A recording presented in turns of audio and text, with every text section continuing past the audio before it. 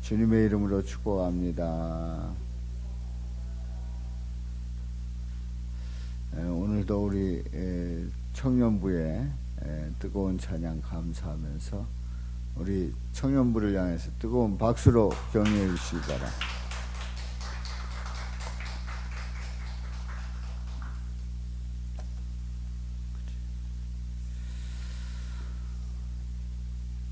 우리는 이제 사람들을 보면서 이 사람이 누구냐 이렇게 물었을 때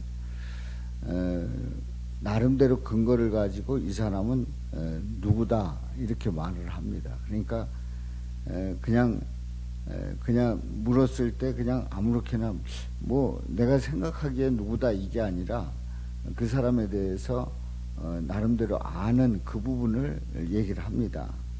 그래서 근거를 가지고 누구라고 말합니다. 예를 들어서 누구를 예를 들어볼까요? 한번 손 좀 들어봐요. 누구 예를 들어볼까? 호진이? 호진이가 누굴 예를 들어볼까 할 때 팔을 잡고 양팔을 올려가지고 그래서 호진이가 원하는구나 알았어요. 우리 호진이를 이 호진이가 누구냐 이렇게 물으면 뭐라고 대답하시겠어요? 윤혜숙 집사님 아들 된다. 예. 그렇죠. 그러니까 알고 있으니까 아들이라고 얘기를 하는 거예요. 그리고 또 뭐라고 대답하겠어요? 물으면? 예? 못 들었어요. 이거 혼자 대답하면 딴 사람이 이제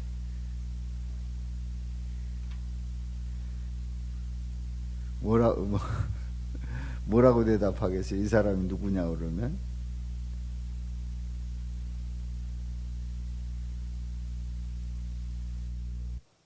예? 윤진이 오빠. 윤진이가 그 호진이의 동생이니까 또 뭐라고 대답하겠어요? 푸른 사람 계시. 이게 다 근거 있는 얘기예요. 근거 있는 얘기. 이게 틀린 얘기 아닙니다. 그러니까 이 사람이 누구냐 했을 때 나름대로 근거를 가지고 대답을 합니다. 예수님이 어린 양이라고 말하는 그 이유가 있어요. 바로 그 이유는 성령님이 비둘기같이 임하는 것을 보고 요한은 알았기 때문에 그렇게 말하는 거지요. 그러니까 그냥 얘기하는 게 아니고 자기가 생각해가지고 이럴 거다가 아니라 그 분명한 근거가 있기 때문에 그렇게 대답을 하는 겁니다. 그래서 29절에 보면은 보라 세상 죄를 지고 가는 하나님의 어린 양이로다. 세상 죄를 지고 가는 하나님의 어린 양. 죄를 진다. 제물이 되어 주신다고 하는 얘기예요. 그래서 제물이 되어 주셔서 세상 죄를 지시는 겁니다. 구약의 제사를 보게 되면 어린 양을 제물로 드립니다. 제물로 드려서 이제 각을 떠서 제물로 드리는 가운데 그 제물이 연락되는 가운데서 죄가 사해졌음을 확인하게 되지요. 바로 그 어린 양은 인간의 죄를 다 짊어지고 제물로 드려지는 겁니다. 그런데 우리 예수님께서 세상 죄를 지고 가는 하나님의 어린 양이라는 거예요. 제물이 되신다는 거예요. 그래서 30절에 뭐라고 말씀합니까? 다 같이요. 내가 전에 말하기를 내 뒤에 오는 사람이 있는데 나보다 앞선 것은 그가 나보다 먼저 계심이라 한 것이 이 사람을 가리킵니다. 네. 내 뒤에 오시는 사람이 내 뒤에 오신다는 거예요. 그러니까 나보다 뒤에 오신다는 거예요. 뒤에 오시는 분이 있는데 나보다 앞선 것은 나보다 앞선다고 하는 그렇게 말하는 그 이유는 그가 나보다 먼저 계십니다.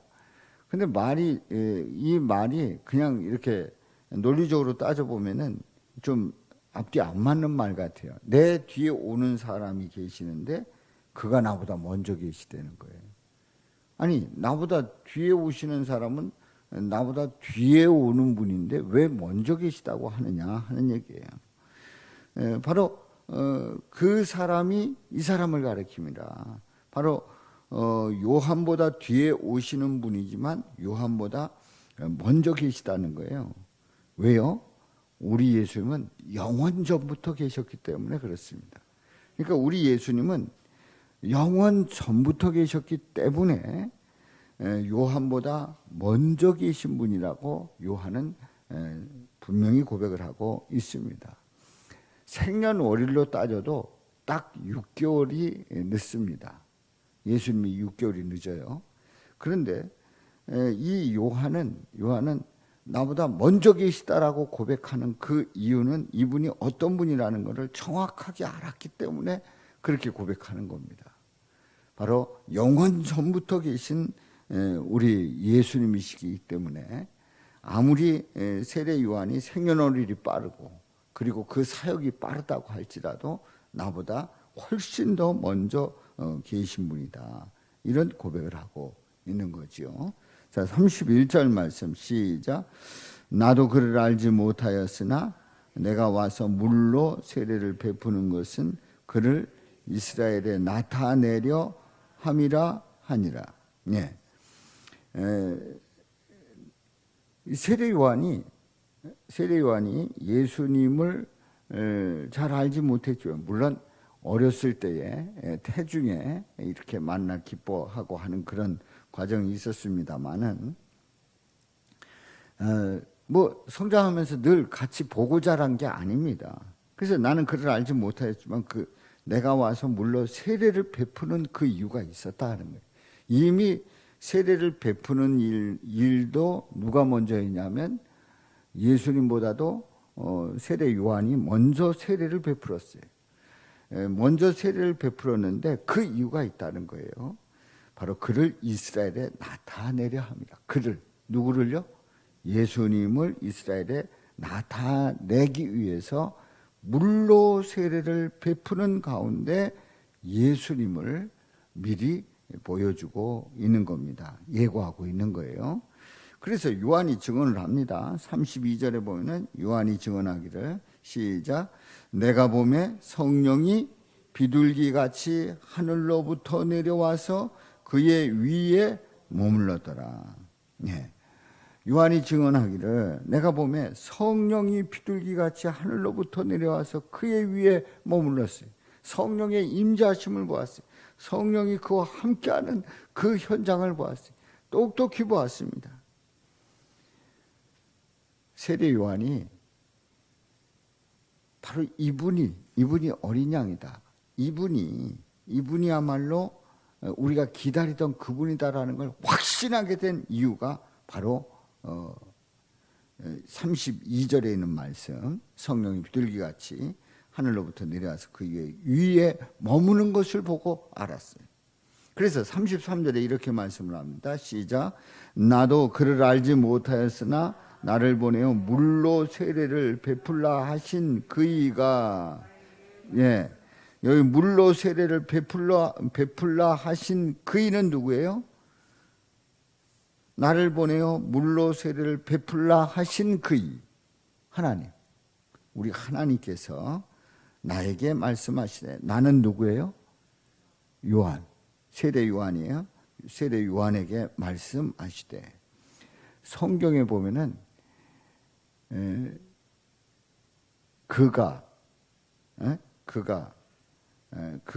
그라고 지칭하는 그런 그 대명사들이 많습니다. 그래서 어느 때는 이제 그라고 했을 때 그분이 누군지가 분명하지 않아요. 그래서 제가 그 설교문을 이렇게 작성을 할 때에 성경에서 그라고 표현을 해가지고 그 대명사로 표현을 해가지고 명확하지 않은 그런 거에 대해서 늘 아쉬운 마음이 있습니다. 물론 이제 성경에 기록되어 있는 그런 말씀입니다만은 대명사보다는 직접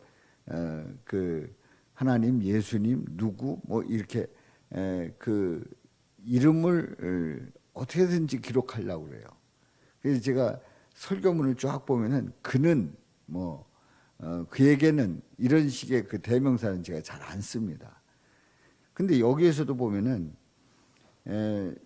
나를 보내어 물로 세례를 베풀라 하신 우리 하나님이 이렇게 하면은 그냥 쉽게 읽어질 텐데 그이가 그러니까 이 갑자기 누구시지 이런 생각이 든단 말이에요. 바로 그이는 누구시라고요? 하나님이셔요. 하나님이 나에게 말씀하시되 뭐라고요?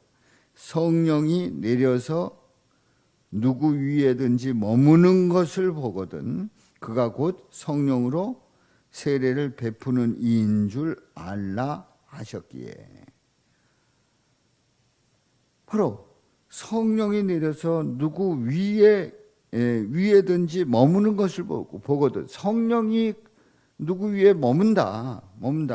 그 사실을 보게 되면, 그 현장을 보게 되면은 그분이 바로 성령으로 세례를 베푸시는 이인 줄 알라. 그렇게 가르쳐 주셨어요. 하나님께서 가르쳐 주셨단 말이죠. 그분이 누굽니까? 성령으로 세례를 베푸는 그분은 예수님이에요. 바로 예수님에게 성령이 임했고 그리고 세례요한이 목격을 했고 그래서 아는 거예요. 그래서 성령으로 세례를 베푸시는 우리 예수님이시구나 하는 것을 확신하게 된 줄로 믿습니다.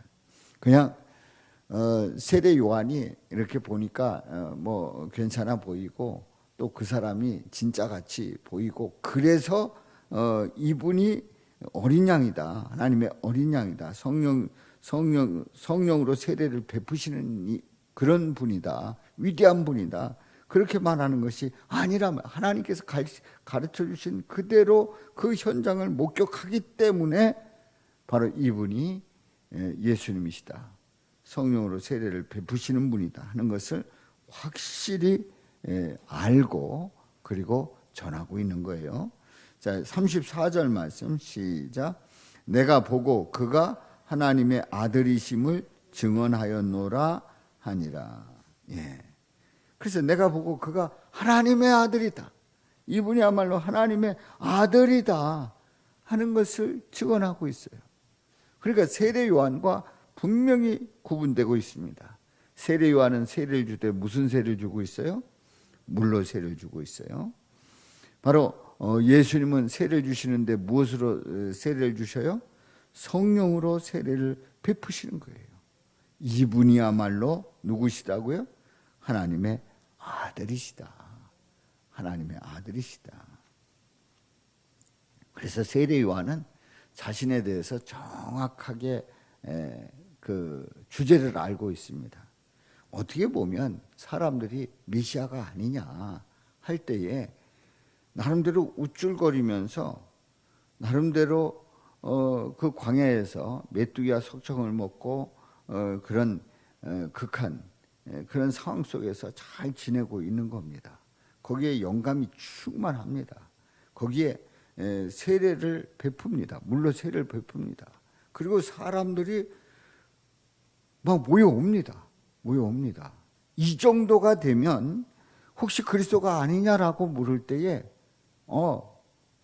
나일 수도 있다. 이렇게 얼마든지 말할 수 있는 세례 요한의 그런 서지입니다. 얼마든지. 그러니까 어떻게 보면은 거의 그리스도처럼 보였던 거예요. 그리고 하는 일도 그리스도와 같이 그런 비슷한 일들을 하는 거예요. 그 물었을 때에 그리스도가 아니냐 했을 때 나일 수도 있다. 그러면 이거는 바로 타락한 인간의 그 전형적인 내가 하나님처럼 되고자 했던 그런 모습의 세례 요한의 그런 그 요한에 불과했을 겁니다. 그런데 이 세례 요한은 나는 어떻게 되기를 원한다고요? 쇠하기를 원한다. 그는 흥하여야 하겠고 나는 쇠하여야 하리라. 우리 예수님이 흥하고 나는 쇠해야 된다. 분명히 그 위치를 알았고 주제를 알았고 그래서 예수님이 흥하고 나는 쇠해질 사람이다 하고 물러납니다. 그렇습니다. 하나님의 아들이심을 확실하게 증언하는 거예요. 그러니까 자신의 위치 속에서 바로 예수님은 하나님의 아들이시다 확실하게 전하면서, 그러면서 이튿날 요한이 자기 제자 중 두 사람과 함께 섰다가 예수께서 걸어 다니시는 것을 딱 보고 하는 이야기가, 보라 하나님의 어린 양이로다. 뭐라고요? 보라 하나님의 어린 양이로다. 하나님의 어린 양이로다. 아주 정확한 고백을 하고 있어요. 세상 죄를 지고 가시는 하나님의 어린 양, 제물이 되심을 우리 예수님을 통해서 고백하게 되고, 그 예수님이심을 바로 그가 구원의 주가 되시는, 그리고 그는 흥해야 될 분이심을 분명히 고백하고 있는 겁니다. 그렇습니다. 세상 죄를 지고 가시는 어린 양 예수님 때문에 우리의 죄가 사함받고 영원한 하늘나라의 소망을 가지게 된 거예요. 바로 그 어린 양 예수님 때문에 우리는 하나님 앞에 나갈 수 있는 그 기회를 얻은 거지요. 어린 양이 되시는 우리 예수님, 그 예수님이 나의 구주, 나의 하나님이시라는 게 얼마나 귀하고 또 복된 일인지요. 그리고 내가 예수님을 고백하는 그 가운데서 예수님 때문에 하나님의 자녀되는 그 권세를 얻는 그 축복을 얻었다는 것이 얼마나 우리에게 큰 축복인지요. 오늘도 어린 양 예수님을 고백하면서 믿음으로 나갈 수 있기를 주님의 이름으로 축원합니다. 어린 양 예수님으로 말미암아 그 예수님이 나의 제물이 되어 주셔서 나를 위해서 나의 그 모든 죄를 사해 주시는 그 놀라운 은혜를 베푸셨기 때문에 우리는 이렇게 주님 앞에 나와서 예배하고 찬양하고 기도하고 영광 돌리고 있는 겁니다. 저와 여러분 모두가 어린 양 예수님을 찬양하며 믿음으로 나갈 수 있기를 주님의 이름으로 축원합니다. 자, 우리